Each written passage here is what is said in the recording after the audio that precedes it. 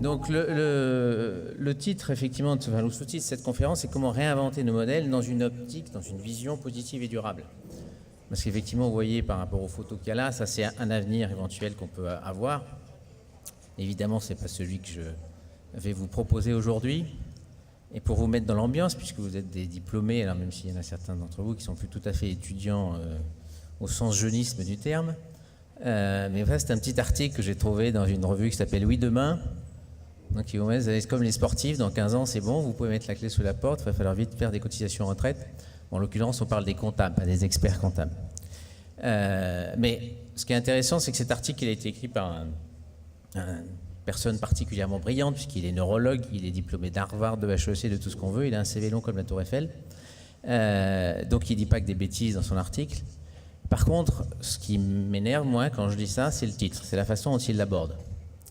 Parce que dire 100% de chômeurs en 2030, c'est stupide et ça ne veut rien dire. Et en plus, lui qui est neurologue devrait savoir que les recherches en neurosciences montrent que quand vous lisez ça, ce titre-là, vous faites appel à votre cerveau reptilien qui est derrière là. C'est notre cerveau primitif, si vous voulez. Et quand on lit ça, on réagit de trois façons. La fuite, l'agressivité ou la tétanisation. Donc je pense que ce n'est pas tout à fait comme ça qu'on peut réinventer, qu'on peut être créatif et qu'on peut s'adapter et réinventer son business model ou son métier ou sa fonction. Donc moi, ce que je vais essayer de faire maintenant, c'est de faire appel à votre cerveau préfrontal, qui est le cerveau de l'émotion, qui est le cerveau de l'intelligence, qui est le cerveau de la complexité. Parce qu'effectivement, on vit dans un monde complexe, on vit dans un monde avec des transformations profondes. Et l'idée, c'est de se dire, bon, bah, soit on se met la tête dans le sable, effectivement, et on fuit, on regarde pas, on est dans le déni, soit on se dit qu'on a une chance formidable d'être dans une période de l'histoire de l'humanité qui est assez unique, et on essaie de voir comment on peut contribuer à tout ça et faire en sorte d'améliorer les choses. Alors, donc, avant ça, l'idée, c'est de comprendre, voilà, qu'est-ce qui a amené l'émergence de ces nouveaux modèles que je vais vous présenter assez rapidement. Je suis désolé, je vais être très, très court, parce que j'aurais laissé le temps à la discussion, à l'exercice, justement. Qu'est-ce qui s'est passé? Déjà, il y a évidemment un grand sujet qui est la digitalisation de la société. Alors moi, je vais vous présenter 4 leviers qu'on a, nous, analysés sur ce qui change par rapport à la digitalisation de la société. Merci, parce que moi, je suis méditerranéen, je me sens bien à Marseille, et j'aime bien bouger, voilà, j'aime pas être derrière un pupitre. Donc voilà, puis après, comme ça, je pourrais interagir avec vous de façon plus sympathique. Qu'est-ce qui s'est passé sur la digitalisation de la société? La première chose, c'est qu'on a effectivement une accélération de ces domaines d'innovation. Si vous voyez Airbnb, je vous ai pris les plus célèbres, mais Airbnb, Uber, vous voyez qu'ils se sont développés en 7-8 ans aussi rapidement que d'autres sociétés, prenons Intercontinental sur l'hôtellerie, en 65 ans. Et ils les ont largement dépassés. Mes chiffres datent un peu, ils ont plus d'1 200 000 logements aujourd'hui Airbnb à vous proposer quand vous allez sur leur site. D'accord? Donc vous voyez qu'on a vraiment changé d'espace-temps en termes d'accélération de l'innovation. Et que donc, derrière, voilà, c'est ça qu'il faut prendre en compte, c'est la réalité. Alors, c'est lié au fait que maintenant, on a un réseau qui est mondial, on a une masse critique de gens sur ce réseau, et que du coup, les échanges sont décuplés, vont 10 fois plus vite, et donc on a des vitesses de développement extrêmement rapides. La deuxième chose, et ça, je pense que vous le savez tous, c'est, alors, on parle plutôt d'ubérisation, mais nous, on préfère parler de désintermédiation, c'est-à-dire que vous allez avoir une plateforme, en général, qui va venir se mettre entre vous et votre client. Et vous voyez dans les quelques exemples qu'il y a là que ça touche tous les secteurs, y compris les secteurs publics. Le Bon Coin, c'est devenu aujourd'hui le 2e site d'emploi en France, et je vous parie aujourd'hui que dans moins de 2 ans, ce sera devenu le 1er site devant Pôle emploi. Donc vous voyez qu'en termes de business, ces gens-là sont en train de réaliser que du site de brocante, du gentil site de brocante numérique qu'ils étaient, ils vont devenir un formidable business de services liés à l'emploi. C'est ça l'avenir du Bon Coin. En tout cas, un de ces avenirs. Et si je zoome sur une profession très proche de la vôtre, la profession juridique, voilà ce qui se passe aujourd'hui. Je ne sais pas si vous connaissez toutes ces plateformes, Captain Contrat, actioncivile.com, Jury Travail, toutes ces plateformes désintermédient d'une certaine façon la profession historique, traditionnelle du juriste. À la fois pour réaliser un certain nombre de travaux, pour vous aider à déposer une plainte, que ce soit une class action ou une plainte au pénal ou au civil. Et donc voilà, ça, il y a déjà toute une partie de l'activité juridique qui est en train d'échapper aux juristes ou qui est en train d'être repris par d'autres juristes ou d'autres avocats. Un jury travail, il y a 3000 avocats qui sont inscrits sur cette plateforme. Alors, ils disent qu'il y en a 500 qui sont actifs et qui donnent des conseils à notamment en particulier des PME et des TPE. Donc vous voyez que ça vous concerne évidemment. Alors j'y reviendrai tout à l'heure dans les réflexions que moi j'ai essayé d'avoir sur l'avenir de votre métier et que je voudrais partager avec vous, mais on voit que c'est effectivement, ça touche des professions, y compris des professions de service, voilà, de col blanc, et que c'est pas que du tourisme et des services de livraison à domicile. Le troisième levier, c'est la désectorisation. C'est-à-dire qu'aujourd'hui, vous avez l'exemple qu'on a fait, nous, une analyse sur les secteurs santé, beauté, bien-être, vous voyez qu'aujourd'hui, n'importe quelle entreprise, et ça c'est une vision d'opportunité, avant j'ai plus parlé du risque de désintermédiation, quoiqu'on peut aussi voir l'opportunité d'avoir de nouvelles formes d'intermédiation, donc de nouveaux business, et ça j'y reviendrai vous concernant, mais là aussi, aujourd'hui, n'importe quelle start-up peut adresser plusieurs métiers ou plusieurs secteurs d'un coup. Alors voilà un exemple très concret, c'est Netatmo, qui est une jeune start-up, enfin jeune mais maintenant plus si petite que ça, française, hein, qui fait un certain nombre d'objets connectés. Et donc là, vous allez au poignet de la jolie jeune femme qui est là, un bracelet qui est en fait un bracelet connecté qui renvoie une appli smartphone qui vous donne à partir de, voilà, puisqu'on va sortir ici, il fait très beau, elle va vous dire le niveau de protection solaire que vous devez vous mettre aujourd'hui par rapport au niveau d'ensoleillement. Vous voyez bien qui je suis L'Oréal, ça c'est quand même un nouveau business extrêmement intéressant à aller chercher. Et si en plus vous y rajoutez les cosméto-textiles qui vont automatiquement être reliés à ça, vous allez avoir votre crème solaire qui va automatiquement se diffuser sans que vous ayez rien à faire. Ça c'est formidable pour ceux qui ont des enfants et qui vous attachez l'été au parasol le temps de les crémer. Donc là il n'y a plus besoin, vous leur mettez le t-shirt, c'est fini. Donc on voit bien que là on adresse bien trois secteurs d'un coup. La santé, hein, puisque vous luttez contre les cancers de la peau et les mélanomes, la beauté, hein, c'est des bijoux, des objets connectés, et le bien-être, hein, puisque vous travaillez aussi, ça peut être tout à fait relié à des aspects de bien-être. Et quatrième levier de cette digitalisation de la société, et ça je pense que c'est un point clé pour vous également en termes d'opportunité, c'est la confiance. C'est l'importance qui est en train de prendre la dimension relationnelle par rapport à la dimension transactionnelle. Il y a une inversion entre la relation et la transaction. Si je prends le cas d'un assureur, des métiers assez proches de vous là aussi, vous preniez un contrat avec un assureur, donc ça c'était transactionnel, vous attendez qu'il y ait un sinistre, et puis là vous attendiez qu'il y ait une dimension relationnelle pour qu'on vous règle vite et bien votre sinistre. Aujourd'hui, le métier d'assureur, toute la chaîne de valeur de l'assurance est en train de remonter. C'est-à-dire que c'est de la qualité relationnelle que vous avez avec votre assureur pour qu'il vous parle de protection de votre habitat, de votre santé, de la prévention de votre santé ou de l'éco-conduite de votre voiture, qui va faire que vous allez soit renouveler, soit prendre un contrat d'un prospect, enfin si vous êtes un prospect, vers lui plutôt que à la concurrence. Donc on voit bien qu'il y a toute cette dimension relationnelle qui devient un élément clé de votre chaîne de valeur, qui vient avant la transaction. Et voilà, de ce point de vue-là, vous êtes des tiers de confiance. C'est un de vos fondamentaux, je pense. Donc ça, je pense que c'est un sujet, je vais y revenir, mais qui m'apparaît, moi, quelque chose de très intéressant à creuser par rapport à votre futur. Et puis, au-delà de cette digitalisation de la société, nous, on a analysé 3 grands changements, 3 évolutions profondes. La première, c'est le rapport à la propriété. Aujourd'hui, je ne sais pas si vous connaissez l'âge moyen de l'acheteur de véhicules neufs en France, 53 ans. D'accord ? Donc si je suis concessionnaire auto, pour mon business, c'est pas forcément génial. Enfin, l'avenir de mon business, il y a quand même quelques gros nuages noirs dessus. Donc qu'est-ce que je dois faire par rapport à ça ? L'idée c'est d'aller vers l'usage et non plus la vente. Et donc c'est quoi les services que je vais pouvoir développer par rapport à ça ? Donc ça c'est première chose. La deuxième chose, c'est le rapport à la consommation. Nous ce qu'on analyse, donc j'ai oublié, je ne vais pas te présenter, mais donc moi je co-dirige un cabinet qui s'appelle Utopie, et qui travaille sur les stratégies, sur le lien entre stratégie, innovation et développement durable. Donc on intègre toutes les dimensions sociétales, environnementales, sociales dans le business, et qu'est-ce que ça veut dire pour les différents secteurs et les différents business. Ce qu'on voit, nous, dans le travail qu'on fait avec nos clients, c'est que sur l'alimentation, par exemple, on a beaucoup de clients alimentaires, ça c'est une réalité. C'est-à-dire que le lien santé-environnement, il est aujourd'hui totalement acquis, et les gens sont prêts à dépenser, je pense que vous en faites partie, sont prêts à faire des arbitrages en termes de dépenses pour avoir une alimentation de qualité. Les supermarchés bio ont encore cru de plus de 10 à 20% cette année, quand la distribution classique a eu un taux de croissance de 0,5 à 1%. Donc voilà, typiquement, ça c'est pour le choix de vos clients. Si vous voulez des clients d'avenir, les supermarchés bio, c'est très bien. Bio, c'est bon, il y a un certain nombre. Voilà, et donc il y a clairement ça, et ce qu'on voit nous derrière, c'est qu'il y a d'autres secteurs qui sont en train d'arriver là-dessus, avec le même niveau d'exigence, c'est les cosmétiques et les textiles. Sur les cosmétiques, il y a un certain nombre de choses, je ne sais pas si vous savez, mesdames, mais il y a des jolies billes de plastique dans vos rouges à lèvres Glossy, par exemple, qui ne sont pas forcément très bons, ni pour vous, ni pour l'environnement.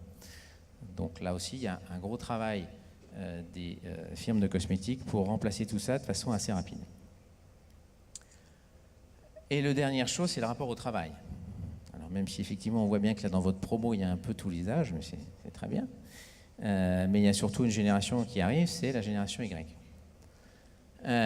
Et cette génération Y, sans parler de la génération Z, je ne sais pas si vous lisez j'adore ce petit truc, il y a marqué « Non mon chéri, tu n'as pas été téléchargé, tu es né ». Voilà, mais je crois que c'est vraiment ça, pour ceux qui ont des enfants de 6-8 ans, là.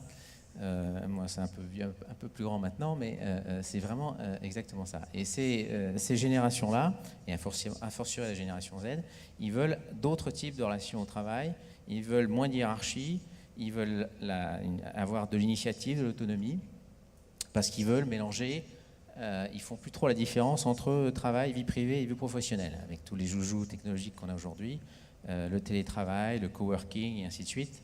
Voilà, il y a beaucoup de choses qui changent. Alors, et je pense que des professions comme les vôtres, on peut, je ne sais pas combien de cabinets, peut-être faire un petit sondage, font du télétravail, ou ceux dans lesquels vous avez bossé. Est-ce que vous pouvez lever la main sur des cabinets qui font du télétravail?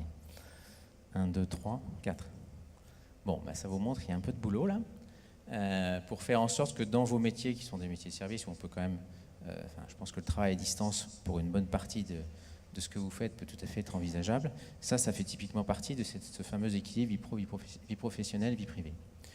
Et pourquoi? Parce que voilà, il y a un certain nombre de chiffres qui démontrent que quand vous avez des salariés heureux et épanouis, en plus ils bossent bien, donc ils sont plus productifs, et l'ambiance au travail en général est un peu meilleure.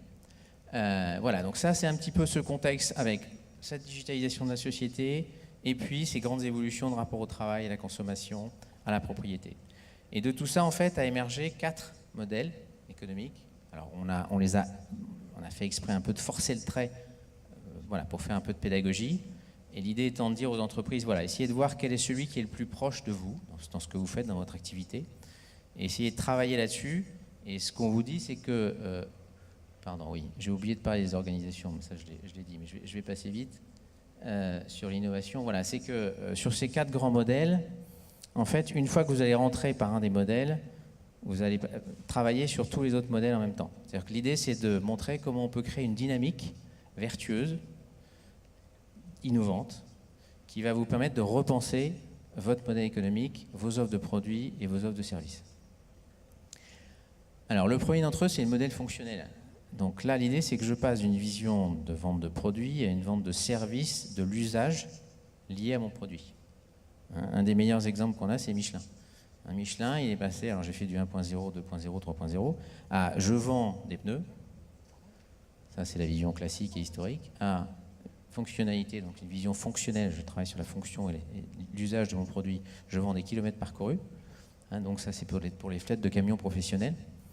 Avec ça, ils ont fait 600 millions d'euros de newbies, de chiffre d'affaires nouveaux.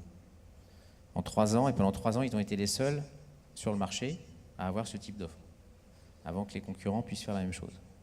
Donc là, il dit, je ne vous vends plus des pneus, je vous vends 50 000 km, ou 100 000 km, ou 200 000 km, et je m'occupe de tout, de venir vous mettre les pneus, de les entretenir et de venir les rechercher.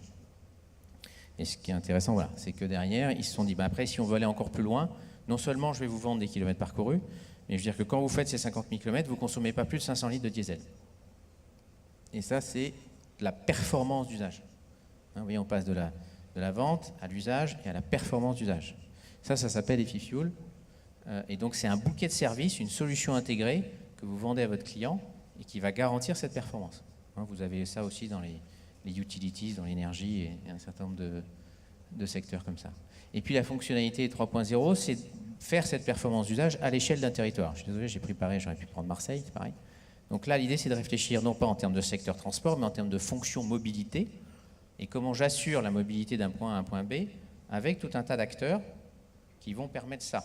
Donc l'idée, c'est de créer un écosystème d'acteurs, et ça, c'est un des points clés de tous ces nouveaux modèles, c'est qu'il faut aussi faire comprendre aux entreprises qu'elles ne peuvent plus tout faire tout seules. Il faut qu'elles travaillent dans un cadre d'écosystème de partenaires. Et c'est pas évident, et je pense que là aussi, votre rôle, il peut être extrêmement utile, extrêmement important, extrêmement pertinent. Et vous voyez, ce qui est intéressant, c'est que là, c'est des acteurs parisiens, mais il y a à la fois des acteurs de la vieille économie et de la nouvelle économie.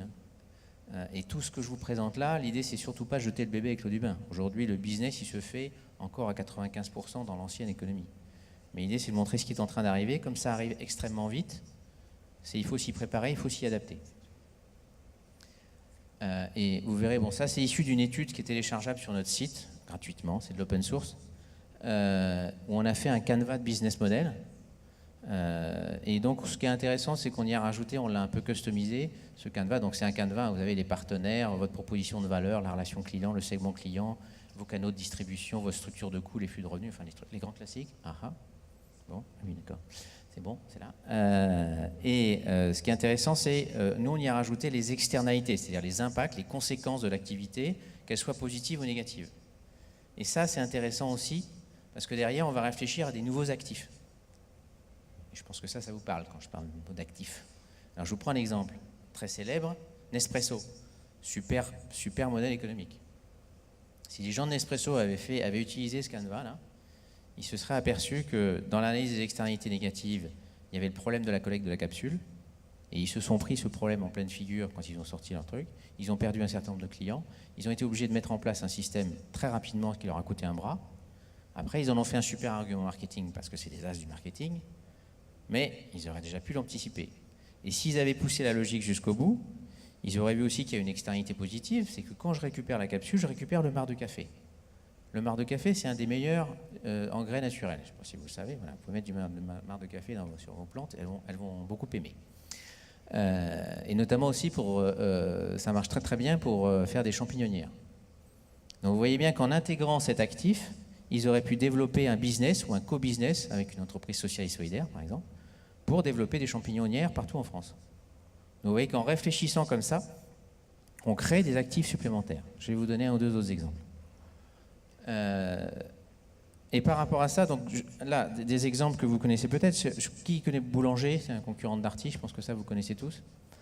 Et bien Boulanger a créé une filiale, parce qu'ils sont d'ailleurs, si on le crée à l'intérieur de l'entreprise, ça ne marchera pas, qui s'appelle Lokeo, que vous connaissez peut-être moins. Lokeo, ce qui est intéressant, c'est qu'en 3-4 ans, ils sont passés de « je vends des ordinateurs et des frigos » à « je vends du maintien à domicile ». Donc dans une vision fonctionnelle, en intégrant cette vision fonctionnelle. C'est-à-dire qu'ils ont développé tout un tas de services, de bouquets de services. On parlait des EHPAD tout à l'heure. Bon là, c'est justement pour ne pas aller en EHPAD, pour rester chez soi le plus longtemps possible. C'est qu'est-ce que j'ai besoin d'avoir comme service, d'objets connectés, si je tombe, ça prévient tout de suite une infirmière qui arrive dans les 10 minutes pour voir ce qui se passe, de formation aux outils technologiques et ainsi de suite, de façon à développer tout ce service immatériel d'une économie servicielle qui, vous voyez quand même, aboutit à un changement radical de business model. Je vends des frigos, je vends du maintien à domicile. Ça n'a plus grand-chose à voir. Et l'autre exemple que je voulais vous donner, c'est Google. Là aussi, en vous montrant comment, quand vous faites ce travail, vous stretchez vos actifs. Google avait un actif qui s'appelle Google Earth, c'est-à-dire un système qui permet de vous géolocaliser tous les toits de la planète, et qui vous dit voilà où vous êtes et vous voyez le toit de votre maison.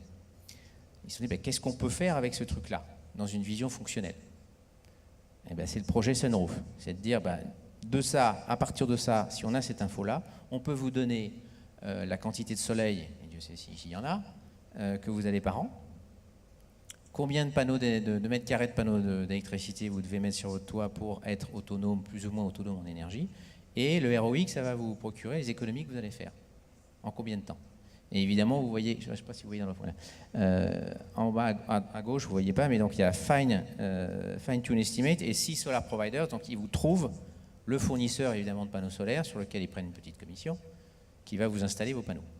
Donc vous voyez que cette façon de penser fonction ou multifonction, ça vous permet de créer de nouveaux actifs par rapport à vos actifs existants. Le deuxième modèle, c'est le modèle collaboratif, hein, l'économie collaborative, aussi appelée l'économie du partage, sachant que le partage, des fois, on peut en parler 3 minutes, ce qui n'est pas tout à fait équitable, mais c'est comme ça. Donc, la clé d'entrée de ce modèle, c'est, vous pensez plus marché, mais vous pensez réponse aux défis sociétaux et environnementaux. Et après, vous réfléchissez avec quelle communauté je vais répondre à ce défi et comment je construis la confiance. Hein. Toute l'économie collaborative, je reviens sur ce que je disais par rapport à vous comme tiers de confiance, repose sur la confiance. Ça ne marche que s'il y a la confiance. Et donc, si on regarde un modèle comme la ruche qui dit oui, je ne sais pas si vous connaissez la ruche qui dit oui, ça vous parle? Je suis sûr qu'il y a des ruches à Marseille. C'est des endroits où vous venez rencontrer des producteurs de fruits, de légumes, de fromage, de viande, de tout ce que vous voulez, en direct, et vous leur achetez directement leurs produits. Donc ça répond à un défi et un enjeu sociétal et environnemental, c'est comment j'arrive à manger avec des circuits courts de producteurs locaux que je peux rencontrer, avec qui je peux discuter pour savoir comment ils produisent leur salade ou leurs carottes, voilà, et qui me permet d'avoir un impact environnemental bien moindre que quand j'ai des kiwis, alors que ça pousse très très bien à Marseille, qu'on va chercher au Chili ou en Nouvelle-Zélande. La ruche qui dit oui, voilà, ça c'est un modèle collaboratif avec une communauté, donc le rucher et les gens qui viennent acheter, et qui fonctionne sur la confiance dans une répartition de la valeur. Et s'il y a un site qui a travaillé sur ce que je trouve très intéressant et que je vous incite vraiment à aller voir, c'est Blablacar, hein, c'est donc du covoiturage. Et ce site, Blablacar, la réussite de ce site, quand vous écoutez Frédéric Mazella, ça c'est un truc qu'il dit tout le temps, la réussite de Blablacar repose sur la confiance qu'ils ont réussi à créer sur quelque chose qui n'est pas évident. Hein. Accepter de faire 500 km avec quelqu'un que vous ne connaissez pas, ça peut être parfois un peu dangereux. Bon, vous voyez qu'ils ont créé un profil hein, qu'ils ont appelé Dreams, et vous voyez que par là, ils ont ranké, ils ont coté, si vous voulez, de 1 à 5 le niveau de confiance que vous avez entre un étranger et votre famille, votre mère, votre père, votre femme, votre mari. Et bien leur profil, il est quasiment égal à ce niveau de confiance-là. Voilà. Et c'est ça la réussite du business model dans cette dimension collaborative. Le dernier modèle, c'est le modèle inclusif. Et là, la clé d'entrée, c'est l'accessibilité. C'est-à-dire comment je vais essayer de penser un business model qui va donner accès, même si ce n'est pas énorme en termes de volume ou de montant, mais comme ça s'adresse à un nombre de gens très grand, ça finit par faire beaucoup d'argent. Et ce modèle inclusif, on peut le voir dans différentes dimensions. Donc là, il y a le compte nickel, par exemple. Vous connaissez le compte nickel ? Non ? C'est un compte que vous allez dans n'importe quel bureau de tabac, c'est un compte en banque que vous ouvrez en moins de 10 minutes. C'est 2 jeunes qui ne connaissaient rien à la finance, qui n'étaient pas de l'univers bancaire, qui ont créé ce truc-là. Aujourd'hui, il y a 400 000 comptes nickel et 20 000 nouveaux comptes par mois. Pourquoi ? Parce qu'il y a 2,5 millions de personnes qui sont interdits bancaires et 11 millions de pauvres, de gens qui touchent moins de 1 000 € par mois. Donc c'est le seuil de pauvreté en France, c'est 1 008 €, je crois, si ma mémoire est bonne. Donc ça vous fait un joli paquet de clients en perspective, voilà, qui eux ne peuvent pas avoir accès à un compte bancaire. Donc pas de compte bancaire, ça veut dire pas de boulot, ça veut dire pas de voiture, et ainsi de suite. Donc c'est le cercle vicieux. Aucun banquier en France n'a été foutu de concevoir ça. On peut s'en désoler. C'est dans les bureaux, oui, c'est dans les bureaux de tabac, tout à fait. Oui, c'est aujourd'hui en tout cas, mais ça pourrait être à peu près n'importe où. Bon, cette inclusivité, elle peut être aussi économique, ça c'est dans une vision plus internationale, dans ce qu'on appelle le bottom of the pyramid, c'est-à-dire que là j'adresse un marché, en l'occurrence à l'optique, avec Essilor, avec des modèles économiques adaptés, mais qui me permettent de gagner finalement pas mal d'argent avec quelques roupies à chaque fois. Ça peut être aussi... Oh là, pardon.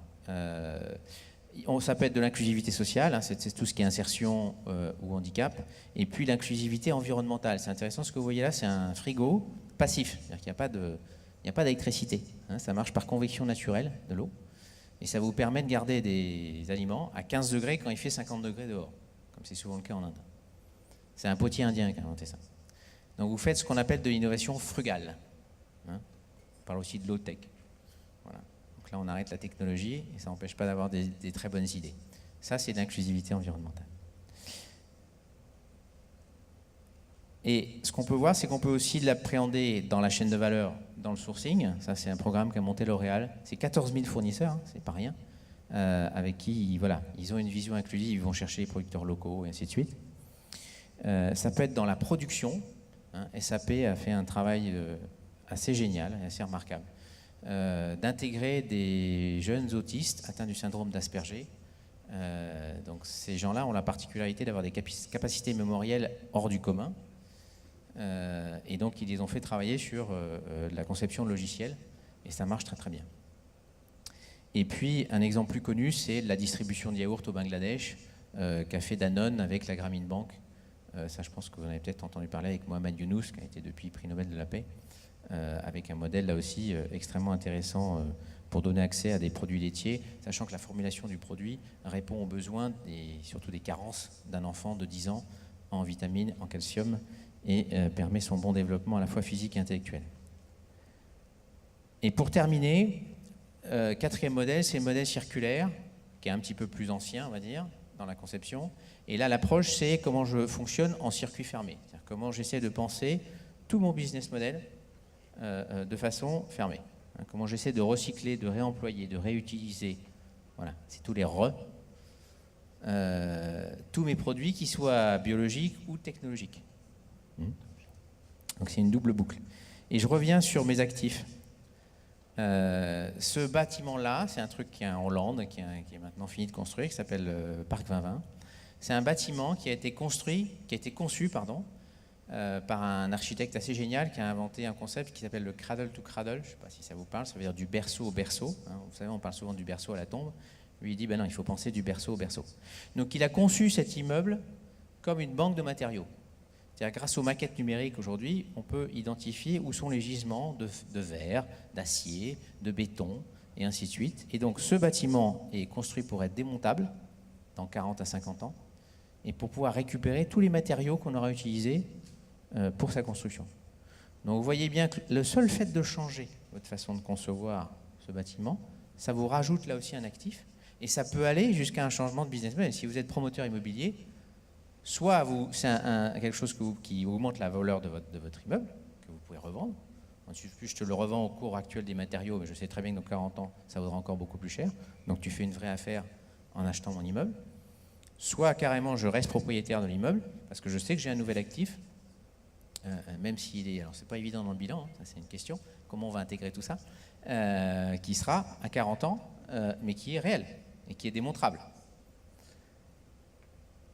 Et le dernier exemple que je voulais vous montrer, parce que je pense qu'on peut aller plus loin même que la boucle fermée, et la preuve, là, il y a une entreprise qui le démontre, c'est comment j'essaie de raisonner en termes d'entreprise restauratrice pour l'environnement. C'est-à-dire que je vais essayer de rendre plus à l'environnement que ce que je lui prends. La démonstration, c'est Interface, qui a fait Interface, je ne pense pas que vous connaissiez, ce sont les numéros 1 mondial de la dalle de moquette. Ces gens-là sont assez géniaux, alors c'était toujours pareil, ça tient souvent un homme ou une femme, en tout cas un leader, qui s'est réveillé un matin en disant « Je fais un des métiers les plus pourris du monde, parce que c'est que de la pétrochimie, et il faut que je change tout mon business model, et je vais me donner 25 ans. » C'était en 96, et il s'est donné jusqu'à 2020 pour tout changer. Pour ça, donc, il a tout revu, et notamment pour être dans une vision circulaire. Il a appelé ça Mission Zero, donc pour zéro impact. Là, l'exemple que je vais vous prendre, c'est l'exemple de Networks. C'est donc, ils vont chercher des filets de pêche qui sont soit à l'abandon, soit au fond des océans aux Philippines. Donc, sachant que ces filets de pêche détruisent la barrière de corail. Quand on détruit la barrière de corail, il y a moins de poissons. Quand il y a moins de poissons, il y a moins de touristes. Et donc, on va dans le cercle vicieux, voilà, des pays émergents qui s'appauvrissent parce qu'ils gèrent mal leur environnement. Donc, grâce à cette action-là, qui est restauratrice, ils utilisent ces filets qu'ils donnent à leurs fournisseurs pour la sous-couche de la dalle de moquette. Donc ce qui est intéressant, c'est que vous voyez que dans ce business model, ils sont devenus fournisseurs de leurs fournisseurs. C'est quand même assez peu commun comme situation. Voilà. Hein, ils ont notamment aussi inventé, parce qu'un des éléments de tout ça, c'est aussi le biomimétisme, c'est-à-dire comment je m'inspire de la nature. Si vous étudiez un écosystème d'une forêt, hein, allez en forêt, et puis voilà, vous vous asseyez, vous commencez à regarder un peu ce qui se passe. Vous verrez qu'une forêt, ça s'autogère. Il n'y a pas de déchets. il y a une interactivité d'une espèce à une autre. En Corse, il y a plein de choses, surtout que vous ne voyez pas, ça se passe surtout en dessous, en fait, entre les racines et les champignons. Mais tout ça s'autogère, et ce qui est intéressant, c'est qu'en plus, il n'y a pas de chef dans une forêt. Il n'y en a pas un qui commande plus que l'autre. Ça se fait dans une vision parfaitement décentralisée. Ou une termitière, alors certes, il y a un petit peu de hiérarchie sociale, mais en tout cas pas autant que la nôtre. Dans une termitière, vous pouvez mettre un thermomètre dans une termitière, il ne fera jamais plus de 27 degrés. Pourquoi? Parce qu'ils ont inventé ce qu'on appelle le puits provençal ou le puits canadien. Mais on va prendre le puits provençal, c'est quand même mieux. Hein, c'est l'idée de creuser un trou dans le sol, où vous creusez à plus d'1,50 m, hein, c'est la cave à vin, il fait à peu près entre 14 et 17 degrés toute l'année, et donc vous avez une convection d'air naturelle, et c'est pour ça qu'il y a des cheminées sur les termitières qui assurent la ventilation naturelle. Bon, ça, c'est pas nous qui l'avons invité, c'est les termites. Voilà, pour la petite histoire. Voilà, donc pour vous montrer, après, alors, ce que je voulais finir par ça, j'ai quand même essayé de réfléchir, direz-vous, voilà, en quoi vous pouvez vous sentir concerné par tout ce que je viens de vous raconter, là, au-delà de se dire qu'il y a peut-être un certain nombre de vos clients qui sont déjà dans ces démarches ou qui pourraient l'être. Donc l'idée, c'est comment déjà vous pouvez peut-être les amener à ça. J'ai un super exemple, là aussi, de décalage dans la façon de penser. Est-ce que vous connaissez Eau de Poule? Non? C'est des Marseillais, c'est pour ça que je parle de ça. Eau de Poule, pareil, le gars, il ne connaissait rien aux piscines. Il s'est dit, bon, aujourd'hui, les gens, pareil, ils ne veulent pas de chlore, on sait que c'est mauvais pour la santé, donc ils veulent des piscines écologiques. Sauf qu'aujourd'hui, les seules piscines écologiques qu'on a, ça demande 2 fois plus d'espace et ça coûte 2 fois plus cher.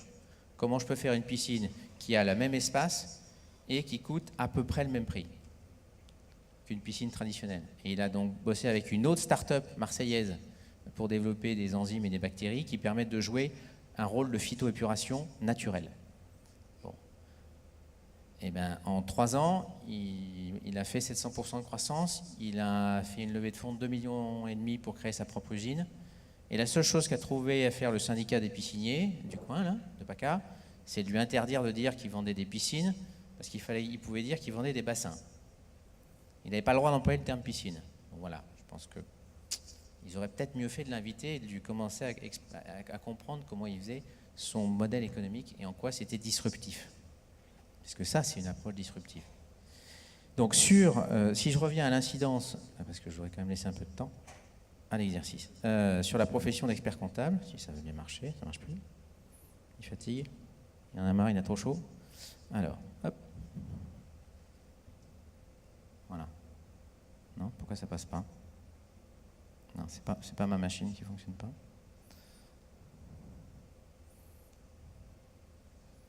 Bon, là, ça passe, mais ça passe pas à l'écran. Est-ce que ça passe chez vous? Ah si, ça passe, pardon. C'est mon retour qui déconne. Excusez-moi. Donc, si je reviens à mon article du début, là. Pourquoi je pense que c'est stupide de dire 100% de chômeurs en 2030 chez les comptables? Pourquoi pas? Mais c'est par rapport à la vision actuelle de ce qu'est la fonction comptable d'aujourd'hui. C'est comme ça qu'il faut poser les choses.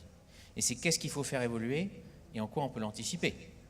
On va faire la gestion prévisionnelle de l'emploi et des compétences, la GPEC, hein, pour se dire comment je fais évoluer ce métier de comptable. Je pense qu'il y a effectivement deux questionnements, 2 choses qui vous questionnent. Est-ce que vous connaissez la blockchain? Ça vous parle ou pas, ça? Ouais. Bon, la blockchain, c'est un... Alors certains disent que ça va faire autant de disruption qu'Internet.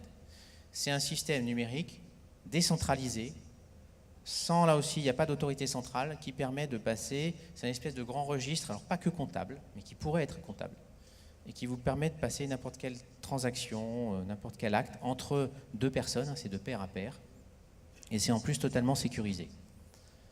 Bon, ce truc-là, c'est évident que ça va avoir un impact sur votre métier. Et on ne sait pas trop comment, on ne sait pas trop jusqu'où, parce que ça démarre. Et ça va aussi avec les crypto-monnaies. Hein. Vous avez sûrement entendu parler du Bitcoin quand même, non? Peut-être, ça vous parle. C'est ce qu'il y a à gauche, là. Vous avez le dollar, le Bitcoin, et au milieu, c'est l'Ether, c'est aussi une autre crypto-monnaie. Et celle-là, elle est française, qui a été développée par un autre projet qui s'appelle Ethereum, qui travaille sur la notion de smart contract. Donc c'est là où je pense qu'on est très très proche de vous, là, de contrats intelligents sur la blockchain. Donc, je vous conseille franchement, et je vous suggère d'aller regarder un peu, j'ai des liens si vous voulez en savoir plus. Et l'autre chose, c'est effectivement l'intelligence artificielle. Ça, c'est une phrase que j'ai tirée du fameux article que je critique en même temps.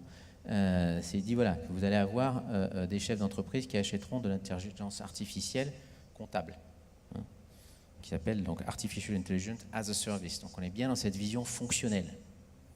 Bon, ça, c'est voilà, j'en ai pris 2, j'aurais peut-être pu en prendre d'autres, mais c'est déjà 2 changements qui vont clairement impacter votre profession. Ça, c'est évident. Alors, si on regarde maintenant la vision opportunité, qu'est-ce que ça change et en quoi, justement, vous qui êtes diplômé, qui allez être diplômé, enfin qui l'êtes, et qui allez donc développer cette fonction et ce métier d'expert comptable, qu'est-ce que ça risque de changer? C'est quoi les nouvelles opportunités? Je pense que les questions que ça pose, je n'ai pas toutes les réponses, j'ai essayé de réfléchir à quelles sont toutes les questions qu'on peut se poser par rapport à vous. La mesure de la valeur, c'est comment on définit, vous savez, ce fameux écosystème de partenaires. C'est vrai dans tout, dans le collaboratif, dans le fonctionnel, dans le circulaire. C'est les déchets des uns, les matières premières des uns sont les déchets des autres. On est à chaque fois dans des systèmes, d'écosystèmes de partenaires. Comment on le mesure? Pas évident.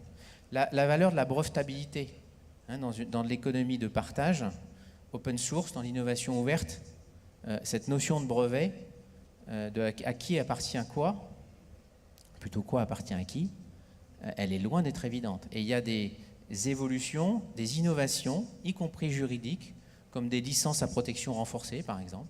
C'est où vous êtes dans l'écosystème et vous avez droit à un certain nombre de choses. Vous n'êtes plus dans l'écosystème, vous avez droit à moins de choses. C'est Michel Bowen, si vous voulez travailler là-dessus, sur l'économie collaborative, qui est un Belge, néerlandophone, et qui est vraiment un des papes qui a créé un truc qui s'appelle la Peer-to-Peer Foundation, P2P Foundation. Vous pouvez taper ça sur Internet, vous verrez, c'est très très intéressant.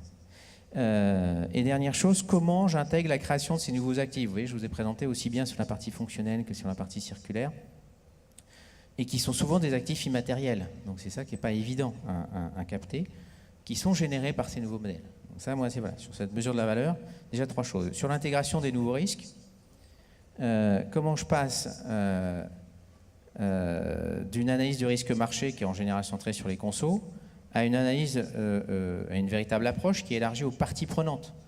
Aujourd'hui, vous voyez bien que dans la plupart des modèles collaboratifs, il n'y a plus de salariés. Les Uber & Co, là, tout le monde est auto-entrepreneur, de gré ou de force.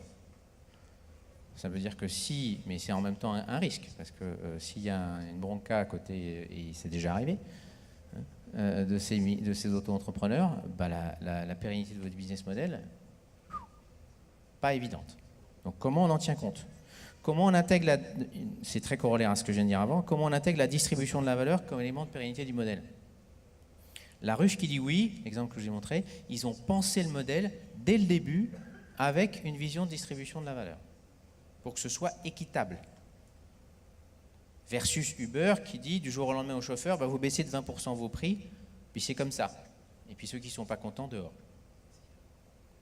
Bon, donc ça, et il y a derrière, notamment ça s'est fait, je vous ai pris Take It Easy, qui est une start-up qui a fait faillite sur des questions sociales, parce qu'il y a eu un bad buzz sur Internet qui montrait qu'ils traitaient particulièrement mal, donc c'est même pas leurs salariés, les coursiers qui livraient des plats, c'est à Paris, un truc parisien, qui livraient les plats chez vous, là, de n'importe quel restaurant. C'est un grand truc aujourd'hui, vous commandez sur n'importe quel restaurant, on vous le livre chez vous.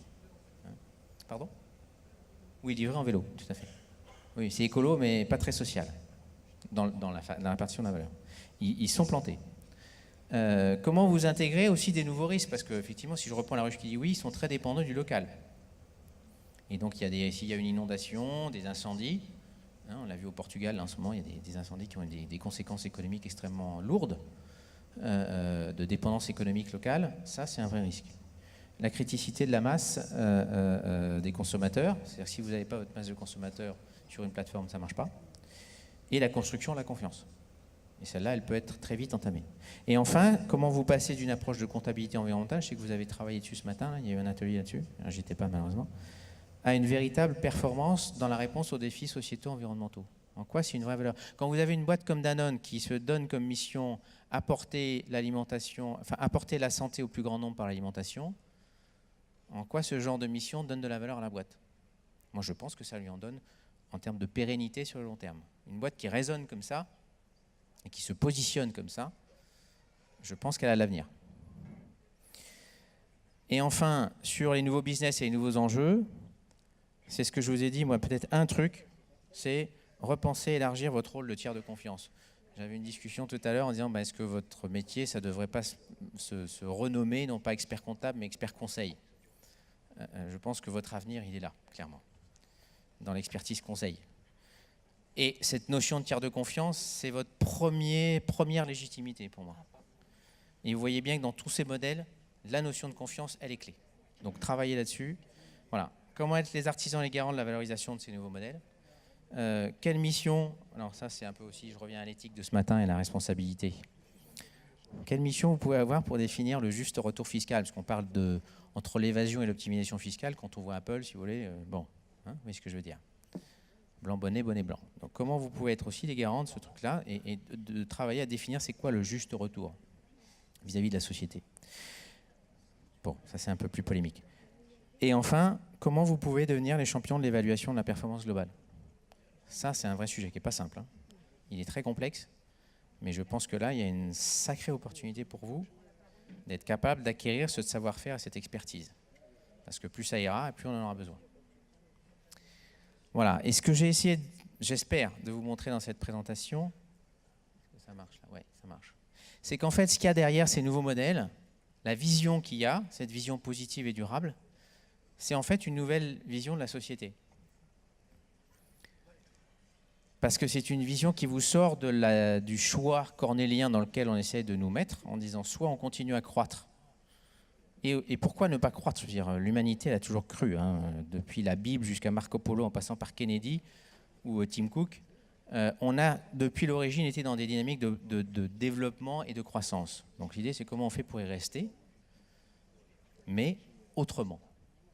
Donc de ne pas être dans la décroissance. Moi, quand j'entends le discours de décroissance, franchement, ça ne me donne pas envie. Bon. Donc restons dans une dynamique de croissance, mais une dynamique qui n'a rien à voir avec la croissance qu'on a connue jusque-là. Parce qu'elle est immatérielle, donc il y a une prédation, voilà, il y a une pression sur les ressources qui est beaucoup moins forte que ce qu'elle est aujourd'hui. Elle est restauratrice, elle peut être restauratrice sur l'environnement, et surtout elle est créatrice de liens sociaux. Donc qu'est-ce qu'elle apporte? Elle apporte de l'espoir. Voilà, parce qu'elle permet de voir la vie, et puis Dieu sait si je trouve qu'aujourd'hui on a vraiment besoin d'espoir. Et je vais juste finir voilà, avec un peu de pataphysique, parce que ça ne mange pas de pain, même si les jeunes ne connaissent plus Francis Blanche. Voilà. Qu'il vaut mieux effectivement changer le pansement, penser le changement plutôt que changer le pansement. Voilà, je vous remercie beaucoup de m'avoir écouté. Il me reste 16 minutes. Ce que je vous propose, si vous avez été convaincu par ce que je vous ai dit, et même dans le cas inverse d'ailleurs, si vous voulez tenter d'avoir une deuxième chance, c'est qu'on fasse ensemble un exercice